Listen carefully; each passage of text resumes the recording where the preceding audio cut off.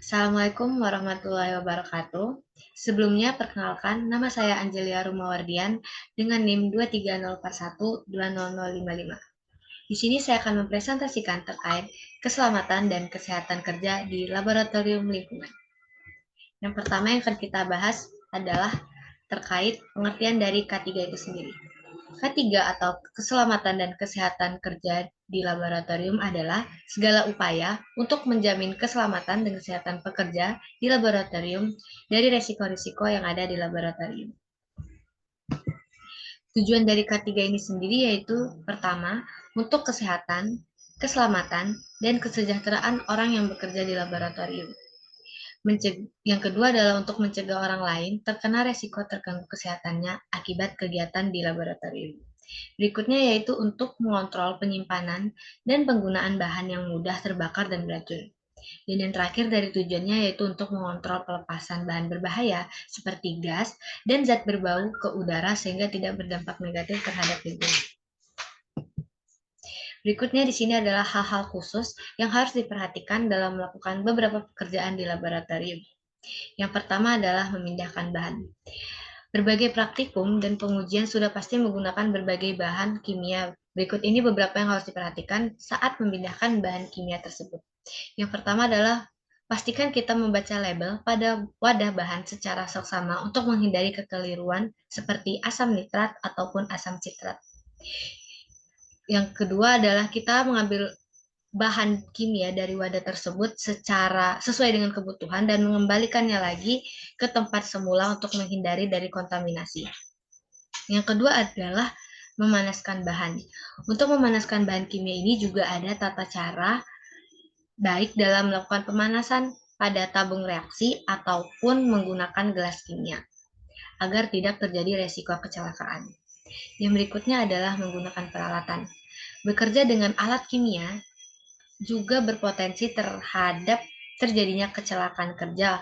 Oleh karena itu, kita harus berhati-hati dalam penggunaannya. Berikutnya adalah membuang limbah. Limbah bahan kimia secara umum dapat meracuni lingkungan. Oleh karena itu, perlu penanganan khusus seperti limbah bahan kimia yang tidak boleh dibuang langsung ke lingkungan dan harus dibuang ke tempat yang telah disediakan. Lalu, limbah organik dibuang pada tempat terpisah agar bisa didaur ulang kembali. Berikutnya adalah menangani kebakaran.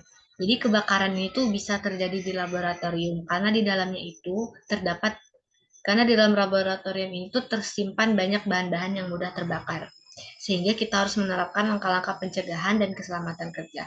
Adapun beberapa tindakan yang dapat dilakukan yaitu menyimpan bahan yang mudah terbakar di tempat yang aman, menjauhkan sumber api dari zat-zat yang mudah terbakar, serta menggunakan alat pelindung diri atau APD. Berikutnya yaitu ada jenis bahaya di laboratorium. Di sini yang pertama ada keadaan darurat skala besar dan situasi sensitif.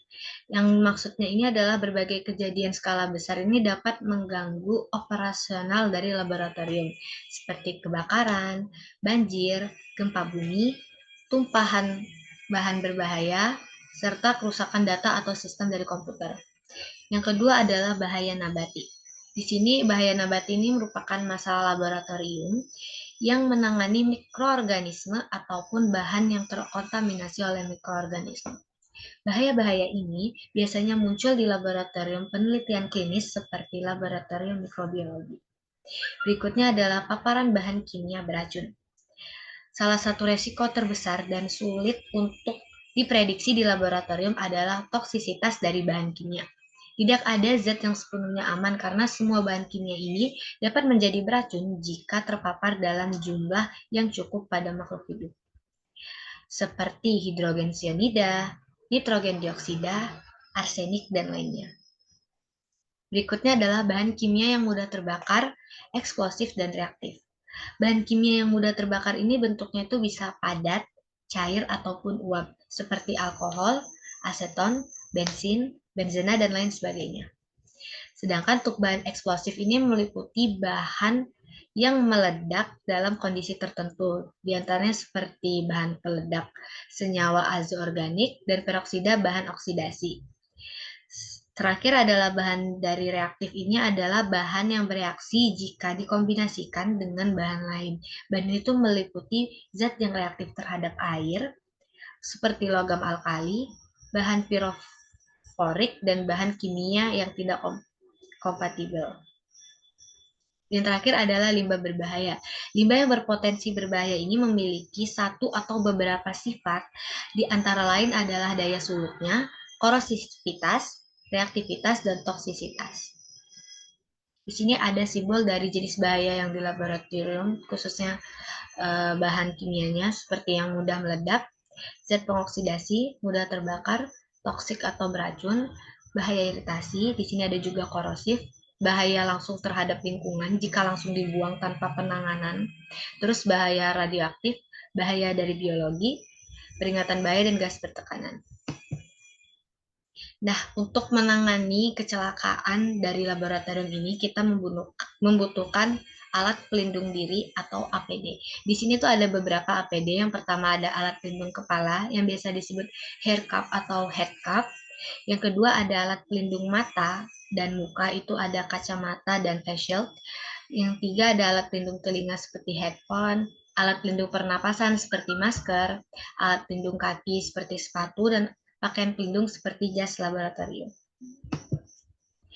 Dan yang terakhir adalah peralatan keselamatan. Jadi di laboratorium itu setidaknya harus ada peralatan keselamatan untuk meminimalisir kecelakaan, menangani kecelakaan yang ada di laboratorium. Yang pertama itu adalah pembasuh mata atau eye wash. Di sini eye wash itu digunakan untuk membilas dan membersihkan mata dari bahan kimia berbahaya debu atau partikel asing yang dapat menyebabkan iritasi atau cedera. Yang kedua ada pengaman siraman atau safety shower. Di sini tuh digunakan untuk membilas tubuh secara cepat jika terjadi kontak dengan bahan kimia yang berbahaya, api atau zat beracun di laboratorium. Berikutnya ada alat pemadam api ringan atau APAR. Di sini pastinya untuk memadamkan kebakaran yang terjadi di laboratorium. Yang keempat itu ada lemari asam. Di sini lemari asam berfungsi sebagai alat ventilasi di laboratorium. Alat ini tuh dirancang untuk menghisap dan membuang asap beracun keluar ruangan melalui sistem ventilasi, sehingga menciptakan lingkungan kerja yang lebih aman.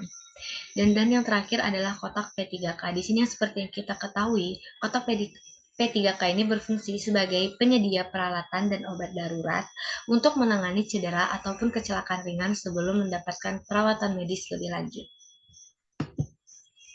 Baik, mungkin sekian presentasi terkait keselamatan dan kesehatan kerja dari saya. Apabila ada kesalahan, mohon dimaafkan. Wassalamualaikum warahmatullahi wabarakatuh.